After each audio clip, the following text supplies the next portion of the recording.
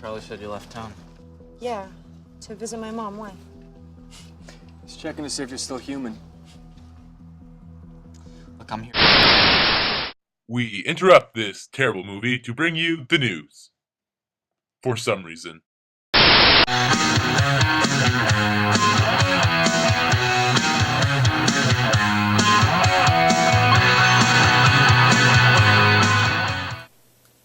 Oh. Hello, and welcome to Channel 5's Newsweek. Our top story tonight: the man believed to be responsible for the murders of local police force has been apprehended. When questioned about the murders, he admitted that he shot the sheriff, but he did not shoot the deputy. But first, the news that has become the controversy of the town. Something has happened that is so terrible, so utterly horrifying, that the person who has committed it can never be forgiven. 7 a.m. waking up in the morning, gotta be fresh, gotta go downstairs. No, I'm not talking about Rebecca Black's music career, although that is a tragedy in its own. No, I am talking about the murder of the King of Verona at... Not that king! There you go.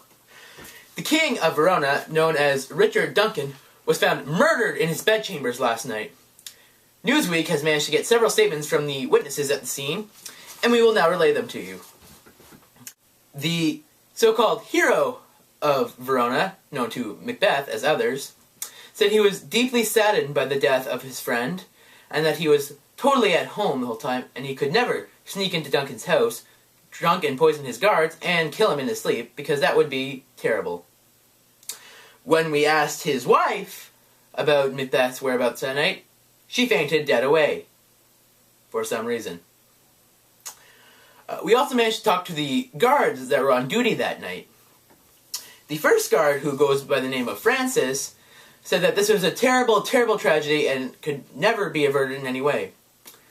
When we called him out on the fact that he was drunk that night, and could have easily avoided this if he was not drinking, he simply replied, "I was frozen today!" We have no idea why he said that.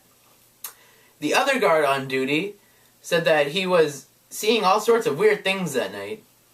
When we asked him if he had been taking any illicit substances that night, he replied, I'm on a drug. It's called Charlie Sheen.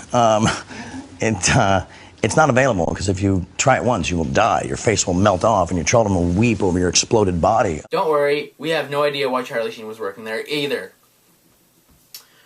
We managed to talk to the two sons of King Duncan, Malcolm and Donalbain, but they seemed like they were more concerned with the fact that not that their father had been killed horribly, but that they were possibly killed next.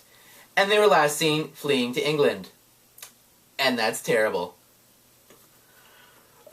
No other witnesses has been reported so far, but the last remaining guard on duty had this to say to the murderer. You don't have to come and confess that you did it. We're looking for you. We gonna find you. I'm letting you know now, so you can run and tell that, homeboy. Well, us here at Newsweek can only give our condolences to the Duncan family and hopes that the murder is brought to justice, and also that the murder was probably most likely never, in any way, shape, or form, Macbeth and his wife. In other news, I'm not wearing pants. When we return, our other head anchor, Chunk Headstone, will be hosting his new series, The Justin Bieber Puberty Theory. All that and more after the break.